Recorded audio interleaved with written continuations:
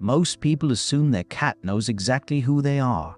You feed them, you shelter them, you've probably let them sleep on your face at least once, so surely your cat looks at you and thinks, "That's my person."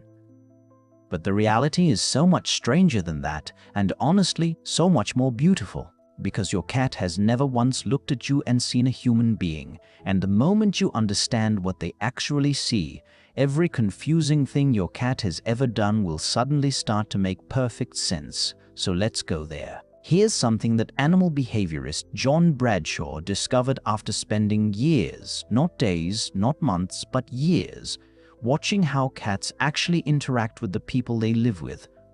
Unlike dogs, cats never developed a separate set of social behaviors for humans. Dogs went through thousands of years of evolution learning to read us, please us, look to us for direction. Cats did something completely different. They just treated us like cats. When your cat rubs their face against your leg, they are not doing a human greeting. That is the exact same behavior they would use with another cat in their social group. When they knead your stomach while purring, that is something kittens do to their mothers. When they bring themselves close to you and choose to sleep touching your body, that is what cats do with the other cats they actually trust. Every single thing your cat does with you comes straight from their cat-to-cat playbook. There is no separate human chapter. You skipped right past human and landed directly in cat. And think about what that actually means. Your cat is not performing for you. They are not managing you. They genuinely believe in whatever way cats believe things, that you are part of their world. Not above it, not visiting it, actually inside it. You are a big, slow, hairless, completely uncoordinated member of their colony.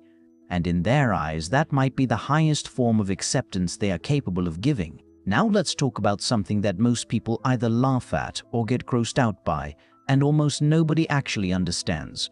Why does your cat bring you dead things? You come home and there it is, a mouse, a bird, half of something you cannot identify, and your cat is sitting right next to it, looking up at you like they just handed you a check for $1 million. Most people say thank you awkwardly and immediately dispose of the evidence. But here is what is actually happening in that moment. In the wild, mother cats do not just hunt for themselves, they bring prey back to their kittens. Not because it is convenient, but because they are teaching. They are showing their young how to survive, how to handle prey, what to do with it. It is one of the most nurturing things a cat does for another living creature. And your cat is doing it for you. Think about what they observe every single day. You never chase anything. You never stalk anything across the yard. You just walk to this cold humming box in the kitchen and pull food out of it like it appears from nowhere. From your cat's perspective, you are genuinely hopeless at survival, and rather than giving up on you, they stepped in. They decided you were their responsibility. Some cats bring home dead prey. Some bring it still alive so you get a chance to practice. Some cats who live purely indoors would bring you a toy and drop it at your feet and then stare at you waiting for you to do something with it. That stare is not random. That is a lesson. And yes, sometimes a cat drops something at your feet just because they want to play and they want you to throw it. My own cat does this with a cap from a water jug, drops it right at my feet, steps back, and waits. Context matters, but whether it is teaching or an invitation to play, the action is the same. They chose you. Out of everything in their world, they walked over to you. That part is never random. Here is something that will completely change the way you look at your cat the next time you hold your face close to theirs. They cannot see you. Not clearly anyway. Anything closer than about 10 inches from a cat's face becomes blurry and soft. So every time you lean in for that close face-to-face moment, your cat is not seeing your eyes or your expression or the love on your face. They are seeing a warm, fuzzy shape that smells like you. And honestly, the farther back you go, it does not get dramatically sharper. Cats live in a world of soft edges and outlines. The kind of fine visual detail that humans take for granted just does not exist for them. So your cat almost certainly does not recognize your face the way you recognize theirs. But here is the part that stops people cold. What cats lack in visual sharpness, they more than make up for in ways that run so much deeper. Your cat recognizes you through the specific rhythm of your footsteps coming down the hall. They know the particular way you breathe when you are stressed versus relaxed. They have memorized your scent so thoroughly that they could find you in a dark room with zero hesitation. They track the tiniest shifts in your body language, the angle of your shoulders, the speed of your movements, the little signals your body sends before you even realize you are sending them. Your cat does not carry a picture of your face in their mind. They carry the entire feeling of you, the sound of you, the smell of you, the energy you bring into a room before you even say a word. In some ways, they know you better than most humans ever will. And then there is the meow. Adult cats do not meow at each other. That is not an exaggeration or a simplification. It is just true. Between cats, communication happens through body language, through scent, through tail position and ear angle, and the slow, deliberate blink that means I am not a threat. Meowing is something kittens do when they need their mother. It is a sound built for getting attention from someone who is responsible for keeping you alive. As cats grow up, they stop. That is the natural trajectory. Unless they live with you, at some point, your cat looked at you and realized that you are not picking up what they are putting down. The tail signals go over your head. The slow blinks you miss entirely. You are essentially operating without subtitles in a film where everyone else knows the language. So your cat reached back into their earliest memories and pulled out the one sound that had always worked before. The sound that gets a response.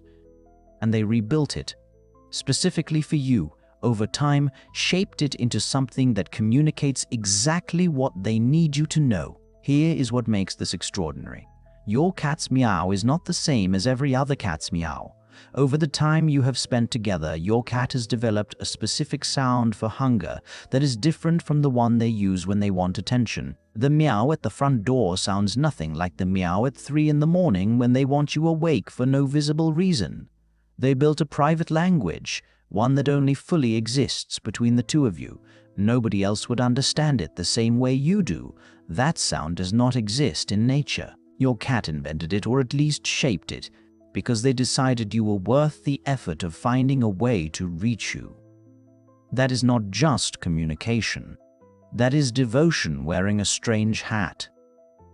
And now for the part that genuinely stopped researchers in their tracks. In 2019, scientists at Oregon State University ran a study on how cats bond with their owners. They brought cats into an unfamiliar room with their person, then had the owner leave for just 2 minutes, then come back. What they were measuring was whether cats show something called secure attachment, the same emotional pattern that psychologists study in human infants and their caregivers. More than 60% of the cats showed exactly that.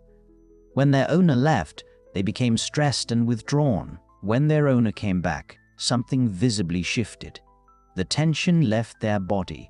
They started exploring again. They calmed down. That response is not trained. It is not about food or routine. It is purely about presence, about you specifically being in the room. The cat's entire nervous system registers your being there as a signal that things are okay, that it is safe to relax, that the world is manageable. Think back to what we talked about at the beginning. Your cat sees you as part of their colony, as one of their own. And this is where that belief leads. It does not just change how they greet you, it changes how their body handles fear. It changes how their brain processes stress. You became, without trying to, without even fully knowing it, the thing that tells your cat that the world is safe. They do not need you to be perfect. They do not need you to understand every signal they send, though hopefully now you understand a few more of them. They just need you to show up, because to your cat, you are not a human, and you are not an owner. And you are not even really their person in the way we usually mean that. You are home. And they knew that before you did.